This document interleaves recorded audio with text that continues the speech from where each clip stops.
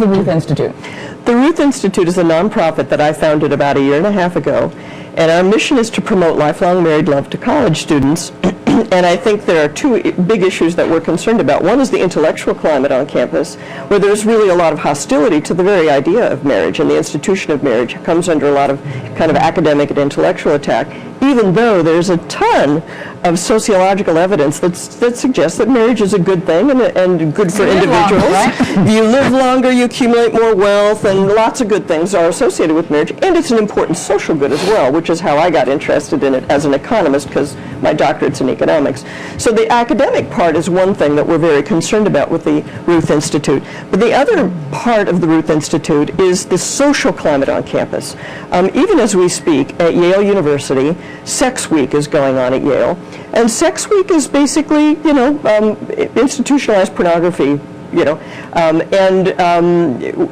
believe that it makes a lot of sense for students to try to have some restraint sexually during their college years, and we work with some of the student abstinence clubs that are out there. They have those? There are student abstinence clubs. There are. You're certainly not hearing about them. Well, there are, and you should get those kids on the air sometimes. Well, a lot of the things you said I would agree with, and in fact the book that I wrote on this subject is called Smart Sex, Finding Lifelong Love in a Hookup World, and the whole theme of that book... that sounds like a book on the whole theme of that book was to deal with really the things that Dr. Archer was talking about, which is that I think part of the reason we're having trouble getting married and staying married is that we're doing a lot of things prior to marriage that are counterproductive and that are in our way. And so people are spending time at Yale doing hookup culture, and they're not all just having nice relationships. They're doing a lot of kind of debauched stuff, a lot of kind of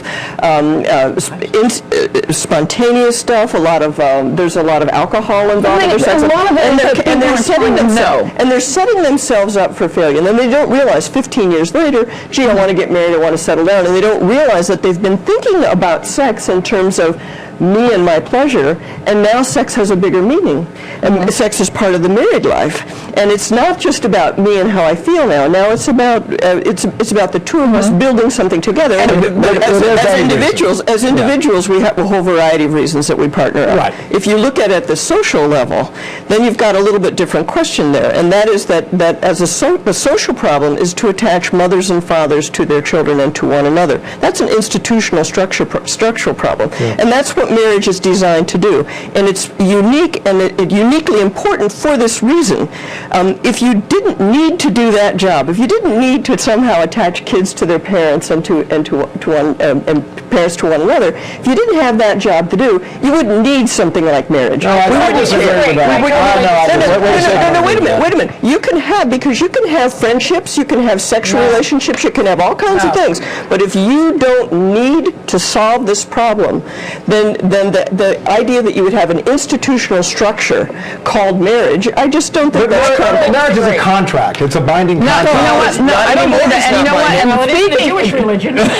my thing, and because I'm a very hot topic about this, about the issue of marriage and why I think she's correct, is because of what's happening in the black community. More than 70% of those kids are born out of wedlock.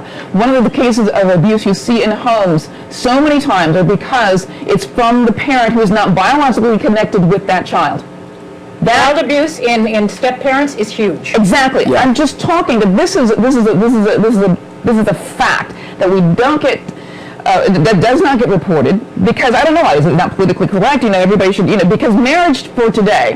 This is why I'm observing that marriage. When I talk to young people, it's about they want to be happy, and they look at marriage as this ultimate redemption, as the salvation of how they can be ultimately happy. Look, what the data do show is that marriage is an independent factor, and so the idea that two grown-ups who happen to love each other, who live together, whether they're married or not, whether they're both the biological parent of the child or not, that is simply not true. We know very well that looking at poverty as an indicator, looking at race as an indicator, marriage trumps those indicators. It's quite striking. I love to see that. I will send it to you. If you are looking at propensity for violence, propensity for criminal activity, the percentage of unmarried families in the neighborhood affects what happens in the school. It's quite independently of income. It's quite. I will agree with that only anecdotally because my sister teaches in an inner city school, and she tells all all the time about these children who come from these dysfunctional families and how it weighs down on the academic process of the other students. She says she's got about 5 or 6 really good students, but then many of them come from these dysfunctional homes where they've got, many siblings from many different parents, fathers and combinations, and this is what they know is normal. They don't know stability. Yes. So I would agree. And I would like to say something about the dysfunction term, okay, because the term dysfunction has come up here a couple of times, and it's actually been studied. If you ask the question, and this is just about divorce, not so much the unmarried childbearing thing that we're talking about, but the data on divorce is quite interesting, because if you ask the question, do kids do better if their parents stay married or not? Okay, the answer depends on the amount of dysfunction in the relationship. And so if you look at it and you say, if we've got a high conflict marriage, yes, those kids do better if their parents dissolve the marriage, okay? But if it's a low conflict marriage where the parents are just kind of not very happy or they're dissatisfied or maybe there's quarreling, if those marriages break up, the kids do much worse because it's an unwell. Okay, now the real data is what percentage of them fit into each of those categories. We have to define dysfunction. Well, no, wait a second. These guys who've done this data, okay, we're usually looking at less than 30% of divorces are of the high conflict variety. I'll agree with that. And the real revolution in divorce law had to do with not how we treat the people who are beating each other up and stuff like that, because that would have always been grounds for divorce under a false system, right?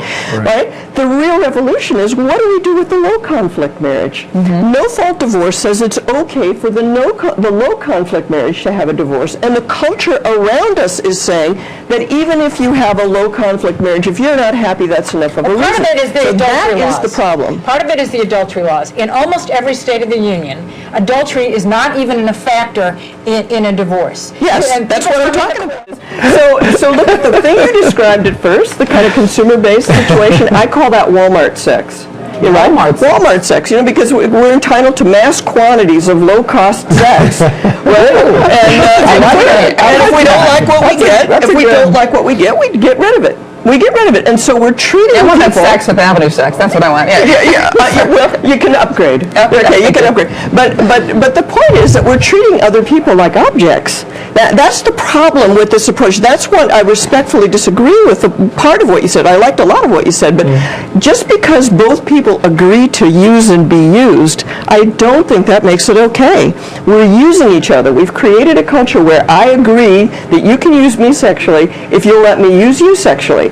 That's why it's not making us happy. That's why the sexual revolution has been so disappointing in so many ways. That's why these kids up at Yale who are having sex week, they think that more of the same is what's going to make them happy. And really, I think everybody on the panel agrees that you have to back off from some of them. If you ask those kids, is sex going to make you happy, they'd say, no, we're just having fun. Well, of course they're going to say that. They say that now, and I've heard a lot of young people say that when they're 16 and 17, 18, but when you get them 10 years later, they go, that was really stupid, and it didn't help me. And when I cried at night because, they weren't, because I didn't have the relationship, or they'll have a sex with somebody, some guy they're really in love with, secretly, and he's going to have sex with them because they're offering it, but the guy doesn't really like her.